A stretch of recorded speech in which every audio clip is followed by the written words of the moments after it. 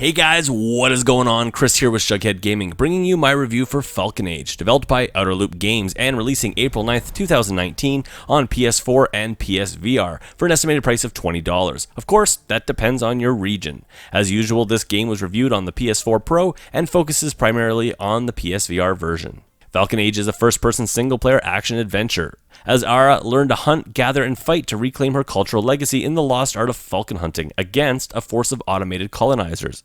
PSVR is in short supply of some true action-adventure titles with some real depth. But does Falcon Age satisfy? Let's find out. As always guys, if you like this video, please hit that like button, and if you'd like to see more PSVR content from me, please consider subscribing, and for video updates, hit that bell icon. Let's kick this review off with a look at graphics. As I began to really get into the world of Falcon Age, it suddenly dawned on me how much the overall visual style reminded me of Zelda Breath of the Wild.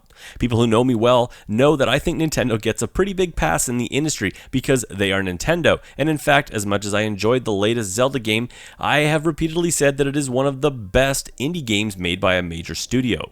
The fact that there are so many visual similarities between Falcon Age, a genuine indie title, and Breath of the Wild only illustrates this further. Falcon Age, like Zelda before it, has chosen an overall animated aesthetic, but yet chooses to create a world that combines fantasy, sci-fi tech, and real people, and brings everything together in a semi-grounded yet very gamey combination. Textures here not super detailed, and again go the Zelda route with a blend of very simple textures and shading on large environmental features such as cave walls and the like, with slightly more detail being seen in the robot-styled enemies, man-made environments, and certain flora. This combination of varying texture detail across all aspects of the game appears to have been a smart choice though, as despite a few aliasing issues here and there, the overall game looks fairly sharp and free of incessant jaggies. Finally, while not bursting with detail, much more love has wisely been put into the characters you interact with, key locations, and of course your Falcon.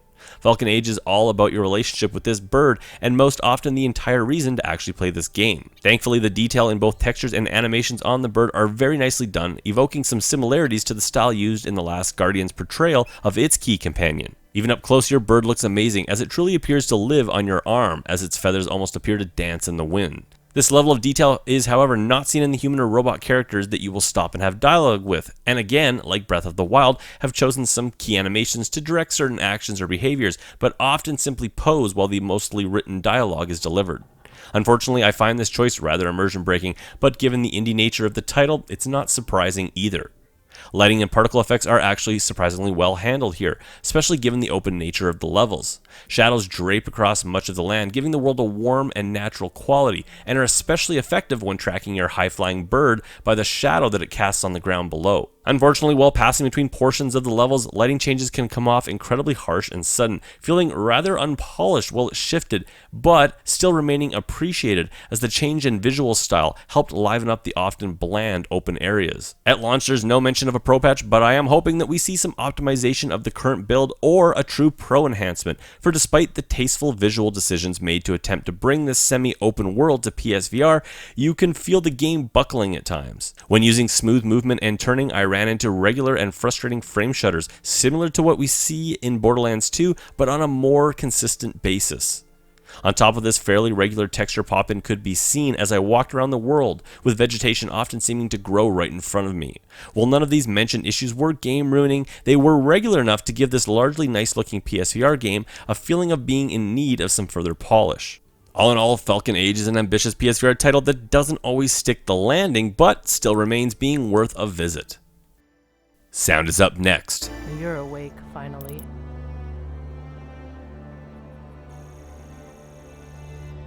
Ayo.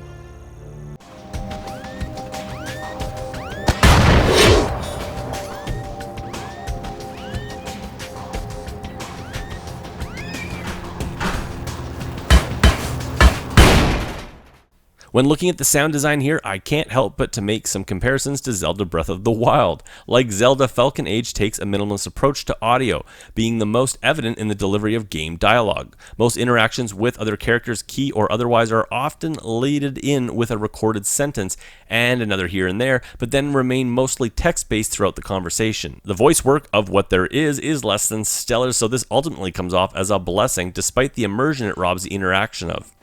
Music throughout is well done and fits the game well, but again seems to lack enough variety to really justify its almost constant existence in the sound mix. Other sound effects, while all implemented well enough, again lack enough variety to really make the open world nature of the game truly come alive. Sadly, these are not helped much with the 3D sound mix, also not delivering the dynamics one would look for in this style of game. And that brings us to gameplay.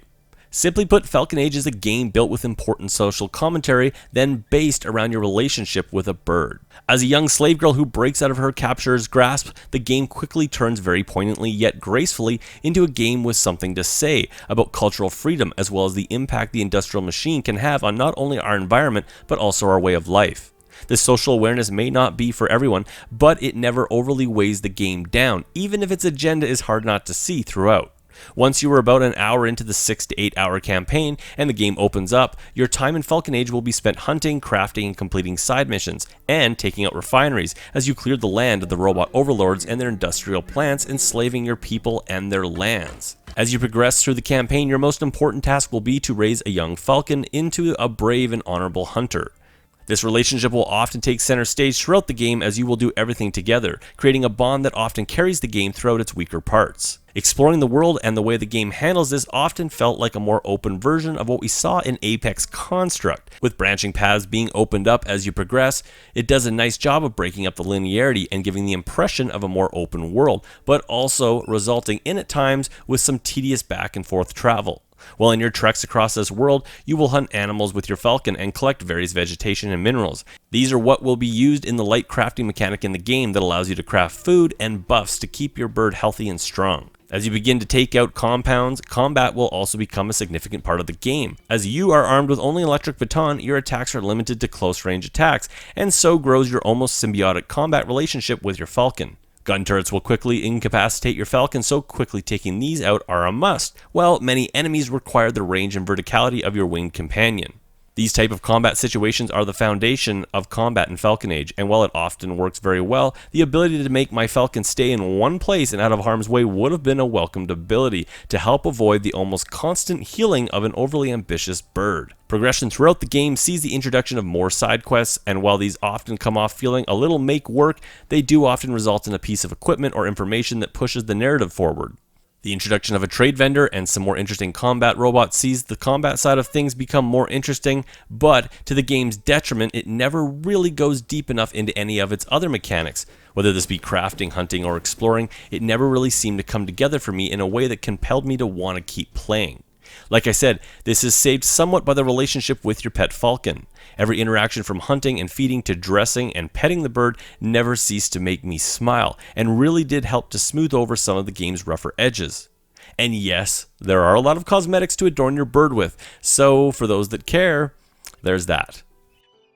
Falcon Age can be controlled by either a DS4 or 2 Move controllers. The DS4 works fantastic and yes, makes world navigation a bit smoother due to its analog sticks. However, Move controls were my controller of choice due to the increased immersion they brought to the handling of the Falcon. Reaching out and having your bird land on your hand, petting it and feeding it is such a motivating reason to play this game, I honestly just couldn't play it any other way.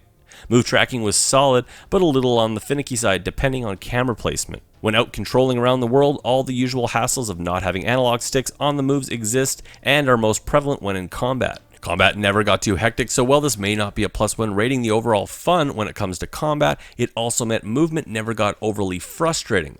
But it often remained a nagging issue, made even more an issue by the game's design choice to put almost all functionality on the left hand to dealing with and holding your bird, resulting in the walk button being put to the right move controller, which goes against most of our instincts when using the move controllers.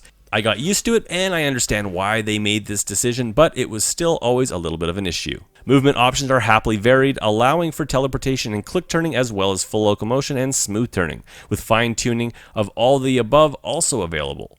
Motion sickness could be a thing for some, but again, with all the movement choices and the optional comfort settings, there should be something here to meet everyone's comfort needs. And finally, that brings us to fun factor and my final review. Falcon Age, for those looking at its message, is an important game, as it addresses some rarely discussed topics in video games, sometimes head-on and sometimes in a more subtle way. Its variety of gameplay mechanics, similarly to its visuals and sound, don't always come together, but this indie game's ambitions are easy to see and appreciate, and made all the easier by the wonderful companionship with your pet Falcon. As you know, I hate number ratings and instead rate games on a basis of buy, wait for a sale, or burn it to the ground. At $20, Falcon Age is probably priced just right to make it a pretty solid recommendation to PSVR gamers looking for a VR title with a bit of meat on the bone. This game isn't perfect and it doesn't always come together, but it still remains an ambitious indie PSVR game that succeeds more than it fails, and for many people, it will often still deliver a very fun VR experience. Anyways, guys, that's it for me. If you like this video, please hit that like button. And if you'd like to see more PSVR content from me, please consider subscribing. And for video updates, hit that bell icon. I'll catch you guys on my next video.